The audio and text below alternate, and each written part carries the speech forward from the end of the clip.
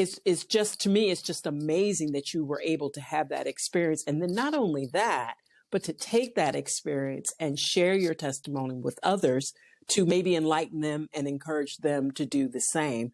So I commend you on that. That is so such an amazing story, to have been that close to death, because I do know how serious that is.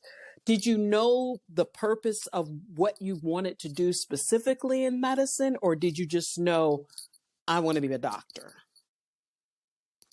Yeah, that's a great question. The short answer is not necessarily. I know I wanted to be a doctor. I mean, that alone, being the son of immigrant parents, was, that's like, that was like the holy grail. It was like the mountaintop for me, just to, be a doctor. And then getting into medical school and realizing, oh my gosh, this great profession of healthcare and medicine in particular, you could be so many different things. And I had no exposure to all of these different disciplines and specialties until I got in and sort of embraced the community. But more importantly, I was exposed to mentors and people that gave me insight into their careers and gave me what I believe was insight into what it is that they did. And one moment in particular came when I was a second-year medical student. Most of the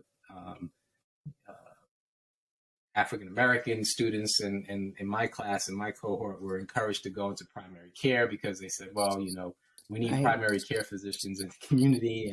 And so I said, all right, well, I knew a primary care doctor. Then when I grew up, I said that would be a nice thing to do. But in my second year of medical school, in fact, I just shared this story on another podcast, actually, and I still keep in touch with this individual. He came to speak to the students, and he came to speak in the capacity of a physician, sort of giving us some perspectives on the career of healthcare, not necessarily in his specialty, but he was introduced as a surgeon, and he was African American, looked like me, and I said to myself, wow, I've never seen one of those.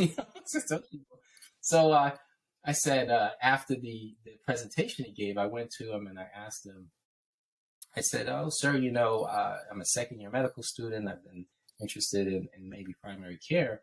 I'd like to learn a little bit more about what you did. And Olivia, he took time again, like you said, words, encouragement, these sort of moments in life when you kind of connect with somebody, you never know how it's going to impact your life in such a way. And this was, again, one of those moments.